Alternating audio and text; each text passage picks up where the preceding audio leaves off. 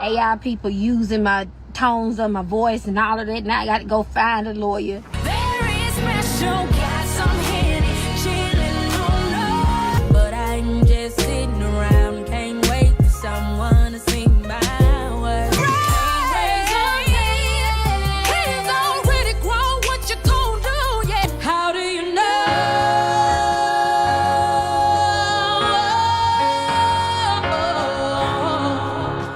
Don't you know a little bit? You think I need you not a little bit, but I love 'em all, yeah. What if the woman who survived domestic violence, industry betrayal, sexual assault, near-fatal surgery complications, and non-stop public judgment finally said enough? Not just to the music industry, but to artificial intelligence trying to copy her image, her voice, her identity. Michelle has been fighting her whole life. But in 2025, she's facing an enemy she never saw coming, a computer-generated version of herself. Something cold, artificial, and stripped of the pain, strength, and truth that made her who she is. This isn't just a story about an R&B singer. This is about a woman who refused to be silenced by abuse, racism, medical trauma, or predatory record labels. And now, she's refusing to let AI rewrite her legacy or steal her soul. March 4th, 1982. That's when Kimberly Michelle Pate was born in Memphis, Tennessee, a city soaked in music, struggle, and resilience. Her father was a history professor specializing in Black history at the University of Memphis. Her mother was a former Miss Lane College beauty queen. This was not a household that tolerated excuses or mediocrity. Education, discipline, and pride were the standard. Her grandmother was a school superintendent and a dean for the National Baptist Congress of Christian Education. In this family, rules weren't suggestions. They were law. But young Kimberly had something that couldn't be boxed in or graded. At just 8 years old, she was already writing songs. By 12, she was performing professionally, standing out in ways that made adults stop and pay attention. Her talent reached the ears of Bob Westbrook, a legendary vocal coach who trained stars like Justin Timberlake, Britney Spears, and Miss America contestants. That moment marked the beginning of a journey that would bring fame, pain, controversy, and survival. And this was only the opening chapter. When her mother brought her in to audition, Bob Westbrook didn't sugarcoat anything. He looked at her and said, "Ma'am, this is a little black girl with a big voice, and they're going to expect Whitney Houston." He knew the industry loved boxes, and he didn't want Kimberly trapped inside one. So he made a bold call. "I want to teach her something different," he said. That something different turned out to be yodeling country music, a twist nobody saw coming. The judge became her obsession. She leaned all the way in, trained hard, and it paid off. Kimberly earned a scholarship for yodeling to Florida A&M University. Yes, yodeling. And she didn't just attend, she dominated. At FAMU, she won Miss Freshman, joined the gospel choir, performed with the legendary Marching 100, and eventually became Miss FAMU. She wasn't just talented, she was unstoppable. Off stage, she was just as sharp. Kimberly got accepted into 3 law schools, planning to become an entertainment lawyer. She wanted to protect artists from the traps she already saw forming. But Michelle wasn't built for courtrooms or cubicles. After graduating with a psychology degree, she landed a stable corporate job at FedEx in Memphis. Bills were paid, life looked safe, but something felt wrong. Stability was there, but her soul was dying. Then MySpace changed everything. In 2005, a random guy from Memphis had Michelle in his top 5. Rapper Mace saw her music on that page and reached out. Within 48 hours, Michelle quit her FedEx job and moved to Atlanta. No plan, no money, everything to prove. What followed looked like opportunity, but turned into a nightmare. She signed with Jive Records through Memphis rapper Memphis Bleak, who she began dating. The relationship quickly became violently abusive, marking the start of one of the darkest chapters of her life. Behind closed doors, the situation turned dark fast. Memphis Bleak physically assaulted her, repeatedly threatened her career, and held her music hostage like leverage. Every move she tried to make was blocked. Every dream dangled just out of reach. Then came the cruel twist. Nobody forgets. When R. Kelly, who was already facing serious accusations of his own, heard about the abuse, he stepped in and told Memphis to release her. One abuser saving her from another. The irony wasn't lost on Michelle, not even for a second. K. Michelle has always been painfully transparent about her time working with R. Kelly. She's acknowledged both his musical brilliance and his personal demons. She lived in his Chicago compound, saw things she'll never fully discuss, and carries memories that still weigh heavy. But she's also said he believed in her talent when almost nobody else did. Complicated, messy, uncomfortable, and honest. That's how K. Michelle tells her story. In 2009, Jive Records dropped her. Just like that, she'd been signed under Jay-Z, worked with legendary producers, had real hit potential, and still got discarded like she never mattered. The label gave her back all her publishing, a quiet way of admitting they failed her. K. Michelle was broke, heartbroken, and back at square one. No safety net, no industry protection, just survival mode. She started bartending. She worked at a strip club not as a dancer in the traditional sense, but as what she later called a therapist stripper. Fully clothed, making money by listening, talking, and helping broken men vent their problems instead of selling fantasy. She's never cleaned this part of her story up. No respectability politics, no fake gloss, just the truth about doing what you have to do to survive. Then in 2012, everything shifted again. Producer Mona Scott Young approached her about a new VH1 show called Love and Hip Hop Atlanta. Another gamble, another chance, and another moment where K. Michelle had to decide whether to risk it all one more time. K. Michelle became the breakout star for one reason. She told the truth. Not manufactured drama, not fake storylines, but raw honesty about the abuse she survived. She publicly named Memphis Bleak and detailed the violence she endured, refusing to stay quiet to protect anyone else's reputation. The internet turned on her fast. People called her a liar. Memphis sued her for defamation. The industry tried to blackball her for speaking up. But instead of backing down, K. Michelle doubled down. She released a mixtape independently, and it started going viral. Shows started selling out. Her fan base grew organically. Without a major label, she made her first $1 million, proving she didn't need industry approval to win. That momentum caught real attention. Atlantic Records executive Julie Greenwald saw something undeniable and signed K. Michelle in 2013. This time, the power balance was different. Her debut Atlantic album, Rebellious Soul 2013, debuted at #2 on the Billboard 200. People were forced to ask, who is that? And they finally got their answer. The lead single, VSOP, became an anthem. It wasn't just a song, it was a release valve for women tired of being disrespected. A soundtrack for walking away from ain't short energy and choosing yourself. Then came Can't Raise a Man, another massive hit that perfectly captured the frustration of dating emotionally unavailable men. K. Michelle wasn't singing for radio playlists, she was singing for therapy sessions, girls' nights, and late-night venting. Her music spoke directly to anyone who had ever been gaslit, manipulated, or emotionally drained by someone grown in age but childish in behavior. That honesty built loyalty, not just streams. Her second album, Anybody Wanna Buy a Heart, 2014, went even bigger. The title came from industry drama involving Meek Mill. She was supposed to work with him, but according to K. Michelle, Nicki Minaj blocked the collaboration and took the song for herself. She didn't whisper about it, she said it out loud.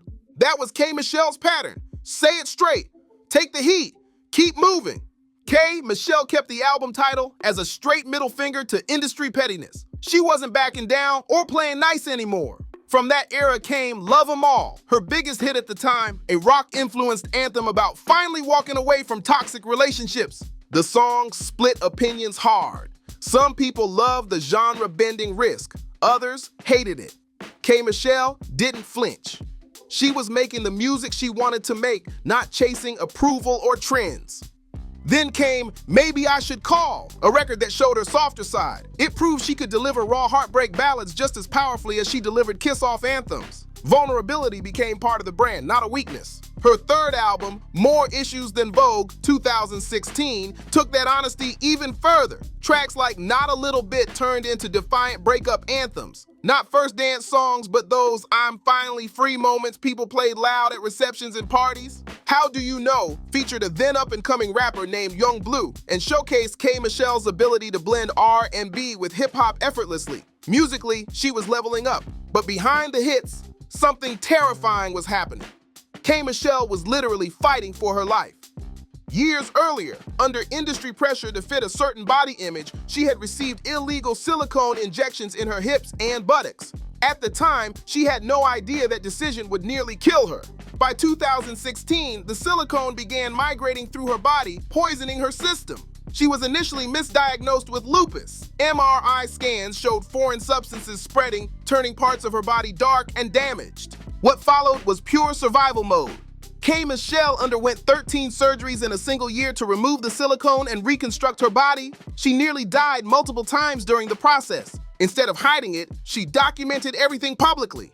She used her platform to warn other women about the dangers of illegal cosmetic procedures, turning her pain into protection for others. This wasn't just a comeback story anymore. It was a fight to stay alive. While other celebrities quietly got their bodies fixed and pretended nothing ever happened, K. Michelle did the opposite. She went straight to Instagram, showing surgical scars, drainage tubes, and the brutal reality of recovery. She called out the hypocrisy loudly. K. Michelle openly criticized celebrities who once promoted dangerous body modification procedures, got paid to do it, then quietly reversed everything once the check stopped and suddenly preached body positivity. She didn't whisper about it. She called it out every chance she got. That raw honesty became her signature, and it carried straight into her reality series, K. Michelle, My Life, which ran from 2014 to 2017. The show gave fans an unfiltered look at her world, the wins, the pain, and the extremely messy moments. She didn't perform for cameras. She lived in front of them. Sometimes that transparency worked against her, but she never edited herself to make others comfortable. Then in 2018, K. Michelle shocked everyone again. She announced she was stepping away from R&B to pursue country music. This wasn't a gimmick or a crossover stunt. It was a return to her roots. Remember the yodeling scholarship, the Judd's obsession, the Americana training she started as a child? This was full circle. K. Michelle moved to Nashville, locked in with some of country music's biggest songwriters and producers, and immediately hit a wall. Racism. Country music, despite being created by Black Americans, remains one of the most segregated genres in the industry. And she felt that resistance instantly. She was told repeatedly that a Black woman couldn't succeed in country music, that radio wouldn't play her, that she didn't belong. But K. Michelle had heard that before, and history showed she never listened. She walked into a honky-tonk bar in Nashville ready to prove herself. When open mic time came, the host told her straight up, "This isn't the night for you to perform." That was the message, loud and clear. K. Michelle didn't argue. She didn't beg. She got on that stage anyway and sang circles around everyone in the room. No tricks, no gimmicks, just raw talent. Somebody recorded it, posted it, and the video went viral fast. Country music had no choice but to acknowledge her presence, whether they liked it or not. In 2020, K. Michelle released her sixth and final R&B album, I'm the Problem. The title said everything. No matter what she does, she's labeled difficult, problematic, or too much, and she was done apologizing for it. The album felt defiant and exhausted at the same time. She was tired of fighting her own people for respect, tired of being boxed in, tired of being punished for honesty. Ironically, country music, even with its racism, respected the craft more than the spaces she came from. She announced her first official country album was coming next. Not a side project, not a test run, a real country album. It would feature collaborations with major country artists who actually embraced her talent. She'd already reached a full circle moment. K. Michelle was featured on a tribute album for Naomi Judd, the same woman she idolized as a child. Singing Love Can Build a Bridge alongside Jelly Roll wasn't just symbolic, it was destiny completing the loop. But then came 2025 and a controversy she never saw coming. An AI-generated singer appeared online using technology to replicate K. Michelle's distinctive voice, tone, and delivery, not inspired by her, but cloned. Computer-generated performances that sounded exactly like K. Michelle, yet gave her no credit, no consent, and no compensation. This wasn't flattery. This was identity theft in digital form. And for a woman who fought her entire life to own her voice, her story, and her body, this crossed a line she wasn't willing to ignore. The fight wasn't over, it had just gone digital. K. Michelle took it straight to Instagram and made her position clear. She announced her intent to pursue legal action, not out of ego, not for headlines, but for artists' rights. In an era where artificial intelligence can copy someone's voice, style, and identity and label it innovation, she drew a hard line. She made it clear this fight wasn't about money. It was about ownership, about consent, about protecting the soul behind the art. If K. Michelle survived abuse, medical trauma, industry betrayal, and years of being underestimated, she was absolutely not going to let a machine erase her legacy. As of 2025, K. Michelle's estimated net worth sits around $2.5 million. It's not the number it should be, and she's honest about that. Plastic surgery complications, life-saving medical bills, legal fees from defending herself against lawsuits, and being consistently underpaid by the industry all took a serious toll. Still, she found ways to build outside the system. She expanded into business, opening restaurants like Puff and Pedals in Garden Park, creating income that didn't depend on record labels or radio play. She also made history. K. Michelle became the first black woman ever endorsed by Jack Daniels, a legendary whiskey brand that had never crossed that line before. That moment wasn't just business, it was symbolic. Her personal life saw changes too. She was in a long-term relationship for 8 years, but it ended in 2024. One dismissive comment revealed what she couldn't ignore anymore. She realized he was a nice guy pretending to be a good man, and she chose herself. Since then, she stayed single and focused on healing, growth, and her son, who is now in college, serving as a junior class president. He's been her motivation through every storm. She also opened her heart to the future. K. Michelle has spoken about the possibility of adopting children, expanding the family she's worked so hard to protect. Then in September 2025, she made a quiet but powerful move. K. Michelle married her longtime love, dentist Dr. Stan Sims. No spectacle, no chaos, just peace. Together, they're actively planning to have a baby, with hopes for a Christmas arrival in 2026. After everything she's endured, this chapter feels intentional, grounded, and earned. Her son Chase, born when she was still in college, remains the center of it all. He's the reason she kept fighting, kept singing, and kept standing when life tried to knock her down. Her son has always stayed out of the spotlight, and that was his choice. He refused to appear on her reality shows, choosing privacy over fame every single time. He attends college on his own merit, drives a regular car, and lives a normal life despite who his mother is. K. Michelle respects those boundaries deeply and says she's proud he chose normalcy over celebrity. She's also learned how brutal public opinion can be in unexpected ways. K. Michelle was targeted online by parts of the Bayhive after Beyoncé sent her flowers during a difficult period. Even support somehow turned into controversy, proving how fast narratives can flip in the public eye. Behind the scenes, she's dealt with even uglier industry behavior. K. Michelle has spoken about another artist, whose name she refuses to say, who she claims repeatedly tried to sabotage her bookings, spread rumors, and quietly undermine her career. She stayed mostly quiet, but admitted that if pushed any further, she's not afraid to defend herself face to face. That contradiction is exactly what makes K. Michelle so fascinating. She speaks openly about women's empowerment while being honest about still having fight in her. She talks about healing while admitting she's still traumatized. She doesn't pretend to be perfect, polished, or above emotion. She's vulnerable about her flaws and unapologetic about her boundaries. Messy, honest, complicated, and real.